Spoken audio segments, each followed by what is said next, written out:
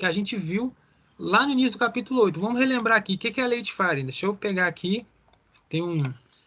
preparei o enunciado da lei de Faraday.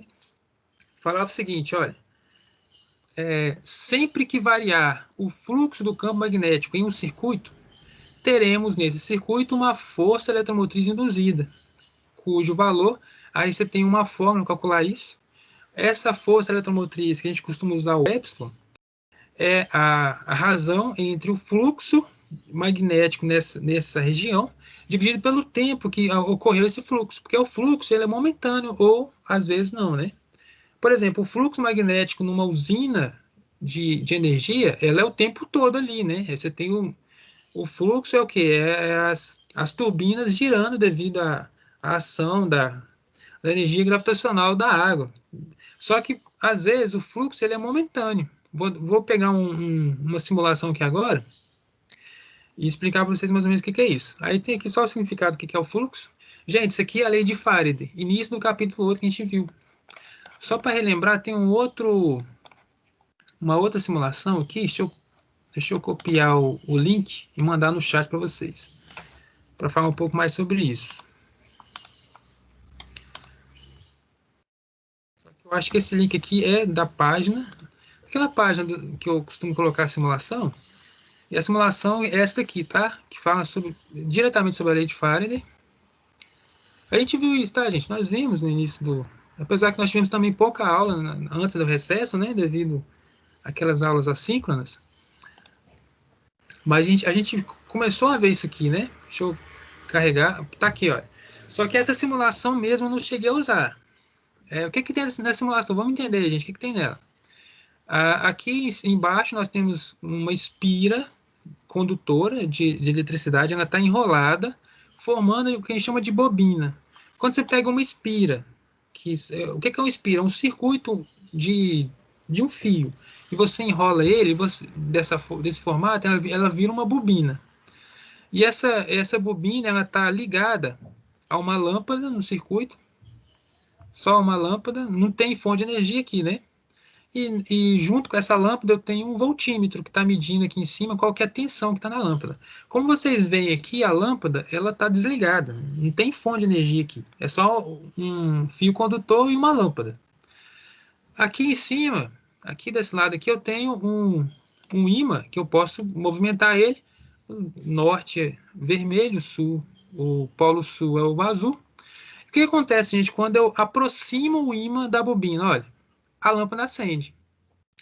Repararam que foi em um curto período de tempo que ela acendeu? Por quê?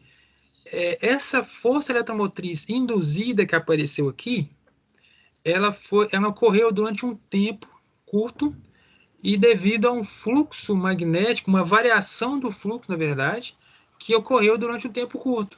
Porque o que acontece que, olha, eu vou ligar aqui, ó, linha de campo. Quando eu ligo as linhas de campo, o campo magnético está aqui o tempo todo. Ele está aqui o tempo todo. Só que o campo magnético parado, ele não faz força sobre as cargas. Lembra lá na matéria, lá no início? O campo magnético parado não faz força sobre as cargas. Eu preciso fazer com que o campo magnético se movimente. Eu preciso com que que tem a ver também um pouco de referencial, né? Cinemática, né? Referencial. Ou é necessário que o campo se movimente, ou é necessário que as cargas se movimentem para haver força. Então, quando eu movimento o campo aqui, olha, na bobina, esse fluxo, essa variação de fluxo, ele gera uma força eletromotriz aqui acendendo a lâmpada. Então, basicamente, é isso que todos os geradores de energias fazem. Eles montam um sistema, uma turbina, que vão ficar girando o tempo todo e fazendo com que movimente lá um ímã e uma bobina enorme, gerando energia elétrica. E o fato, mais uma vez lembrando, o fato da energia elétrica residencial urbana ser alternada é por causa disso, né? Porque ela ora acende, ora apaga, ora acende, ora apaga, e isso acontece 60 vezes por segundo, né? Em Minas Gerais. Então, isso aqui, gente, é a lei de Faraday, né? Tá? Esclarecendo essa parte.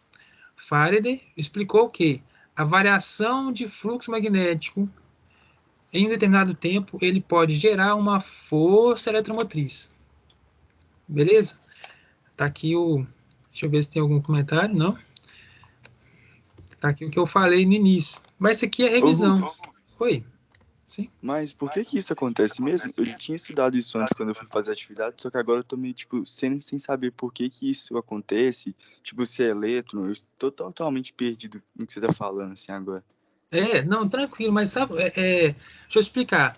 É o seguinte, isso aqui, sabe aquelas brincadeiras que eu estava fazendo de usar a regra da mão direita, quando uma partícula está no campo magnético e essa partícula se movimenta com a velocidade v, vai aparecer nela uma força magnética. Para mim saber a direção da força, eu uso a regra da mão direita. E isso é quando eu estava estudando a partícula que era portadora de carga, ela que se movimentava. Então gerava força magnética. Nesse caso aqui está o contrário, o referencial é o contrário. Não é a partícula que se movimenta, as partículas portadoras de carga estão aqui no condutor, na bobina. A bobina é um metal com elétrons livres, então as partículas estão aqui. Nesse caso aqui, quem se movimenta é o campo magnético, é o contrário. Eu só mudei o referencial. Isso aqui tem um pouco a ver lá com a cinemática, que a gente estuda lá no primeiro ano, né? Independe do referencial, há um movimento entre eles. Então, a regra da mão direita também pode ser usada aqui, mas eu não preciso fazer isso aqui agora. Mas é exatamente por causa disso que aparece a força eletromotriz. Porque há um movimento relativo entre as partículas e o campo, gerando a força magnética. Nesse caso aqui, como eu gerei a força eletromotriz com uma energia mecânica, porque ela aconteceu porque eu estou movimentando o ímã, né?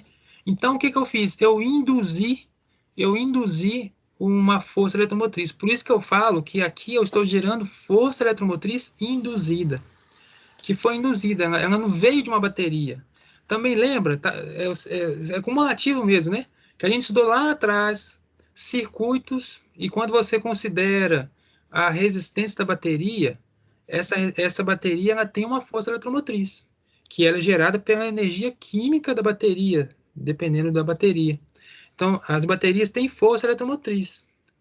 Nesse caso aqui, a força eletromotriz que fez a lâmpada acender, ela foi induzida pela minha energia mecânica.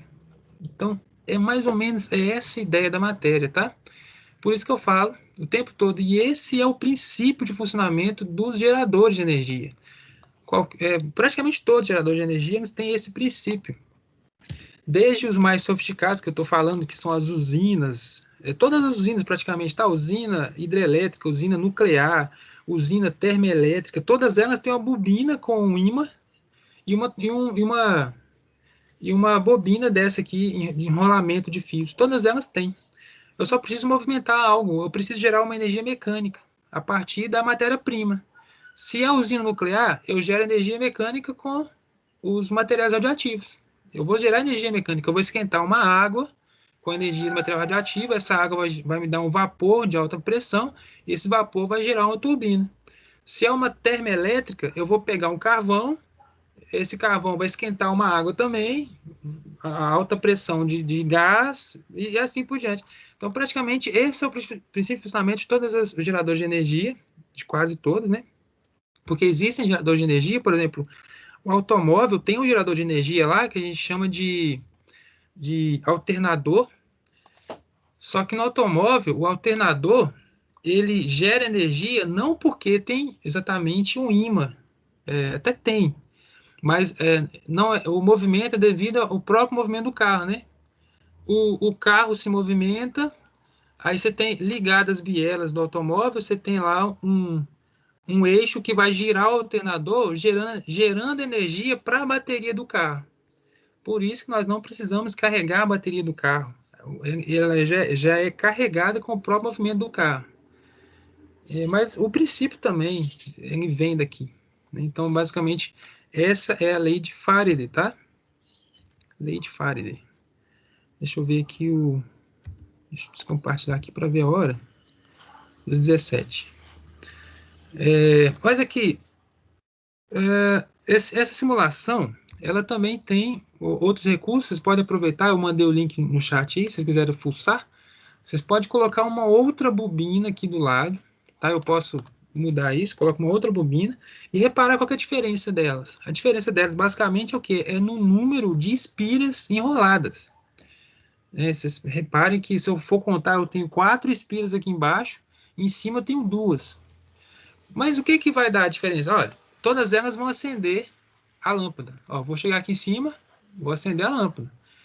Mas se você teve um olho, você tem um olho bom aí, você vai perceber o quê? Que a bobina de cima acende menos a lâmpada.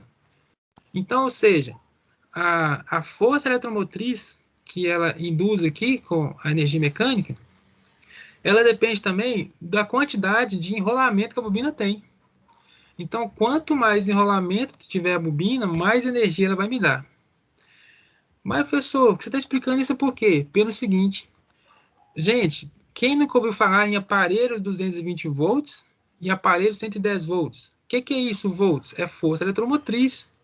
Então, a diferença fundamental de aparelhos 220 e aparelhos 110 é que o enrolamento ali, claro que depende do aparelho, mas basicamente o enrolamento das bobinas do aparelho, elas são com maior número de espiras. É essa a diferença. Então, por isso que às vezes tem diferença no preço e tal, e assim por diante, você vai ter outras características aí. Os aparelhos 220 vão ter mais força eletromotriz, vão ter mais força. Mas usando a lei de Ohm, se você tem mais força eletromotriz, você vai precisar de menos corrente, então você economiza. É meio estranho esse negócio, mas e não é o caso que agora a gente pensar nisso, mas eu queria chegar nesse ponto também, tá? Para entender isso aqui. Beleza? Deixa eu voltar aqui no meu painelzinho para falar agora da lei de Lenz. Gente, a lei de Lenz. O Lenz foi um cara também, tá lá no livro, no bar 203 também. Tem a fotinha dele lá, foi um cientista. Ele pegou as teorias de Faraday, que é o que a gente explicou agora, e ele foi e fez direitinho lá uma lei, uma coisa que Faraday não chegou a organizar. É igual a história de Newton e o Isaac Newton e o Galileu, né? Galileu começou lá com a história de inércia, foi Galileu, tá, gente? A gente fala que a primeira lei de Newton é inércia, mas foi Galileu que começou com essa história. Só que Galileu não soube organizar. O Newton veio e organizou. Mesma coisa aconteceu aqui. Faraday, ele que começou com a experimentação de fluxo magnético, mas ele não soube organizar, mas o Lenz foi lá e organizou. O que, que o Lenz falou? Vou ler aqui para ficar claro também. Ele falou o seguinte: a corrente induzida em um circuito aparece sempre com um sentido tal que o campo magnético que ela cria tende a contrariar a variação do fluxo magnético que originou. Meu Deus, o que é isso? Vou explicar, olha só. Quando eu gero uma força eletromotriz devido a um campo magnético, o Lenz descobriu que essas bobinas elas geram um campo o contrário, tentando contrariar a variação de fluxo. Tá? Vou pegar aqui uma simulação para vocês verem o que acontece aqui também. E, em outras palavras, a primeira lei de Lenz nos Ô, diz que... Lucas, Oi? o que é a bobina mesmo que você tinha comentado? Sim, a bobina está aqui. Olha só, a ideia é primitiva. Espira, o que é uma espira? Espira é um fio condutor enrolado. Eu posso enrolar uma espira em forma de quadrado, em forma de retângulo, é uma espira.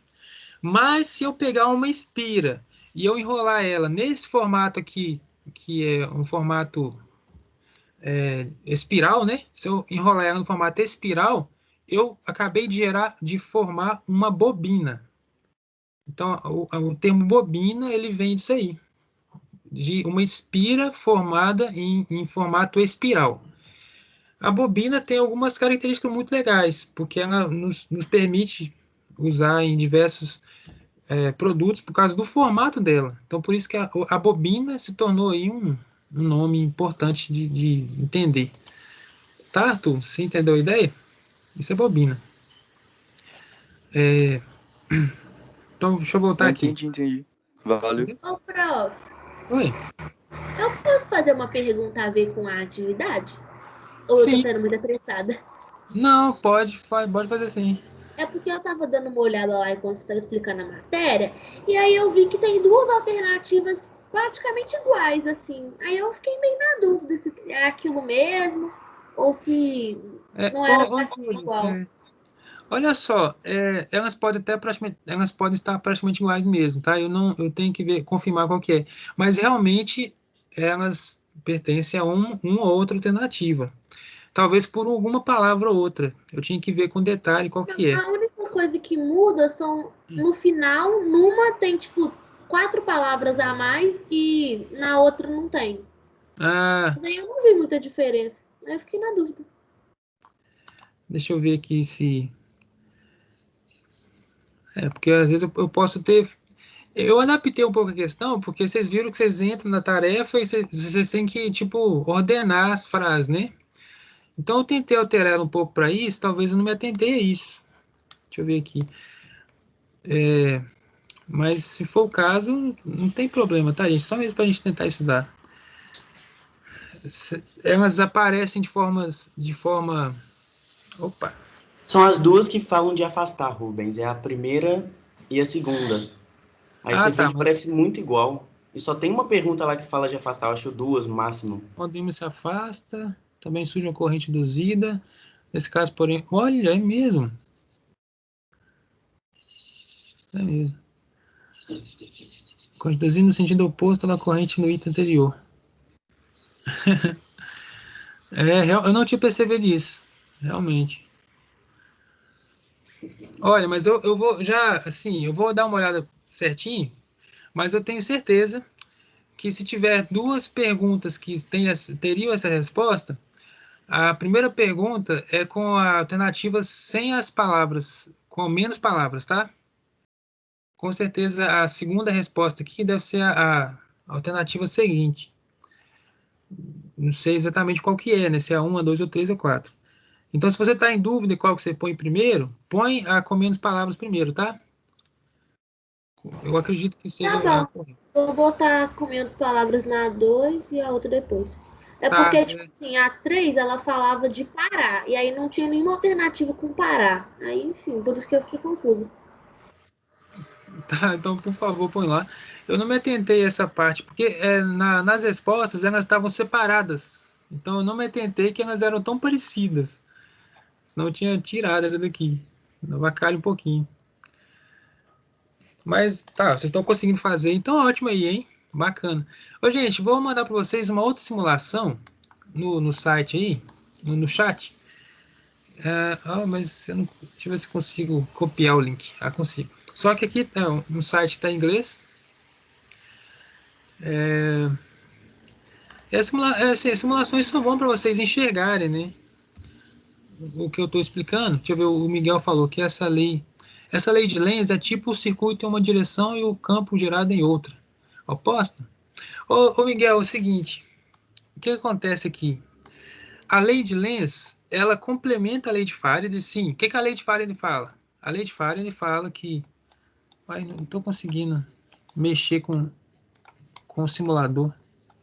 Engraçado. Acho que é porque eu aumentei a tela aqui. Deixa eu ver aqui. Espera aí.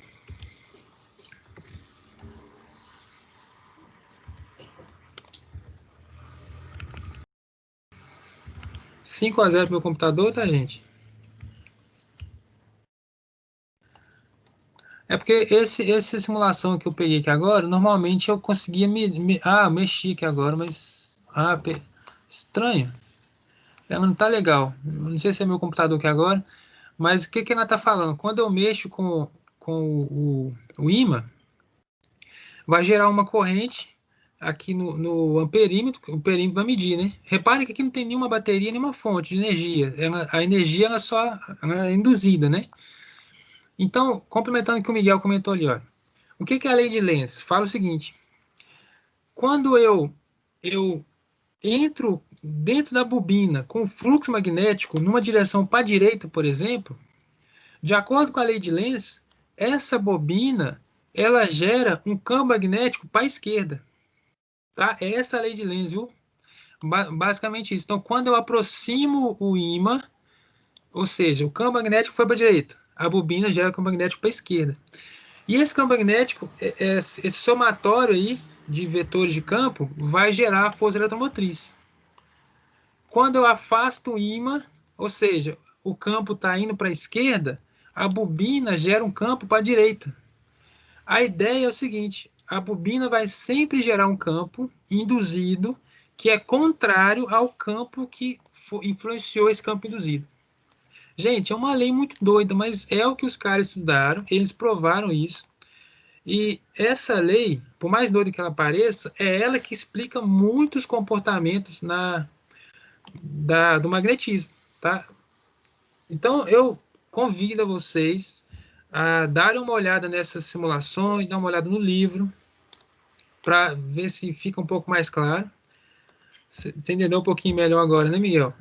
É mais ou menos essa a lei de Lenz. Tá? A lei de Lenz é essa. Em outras palavras, no popular, a lei de Lenz fala que a bobina gera um campo contrário ao campo que fez ela existir.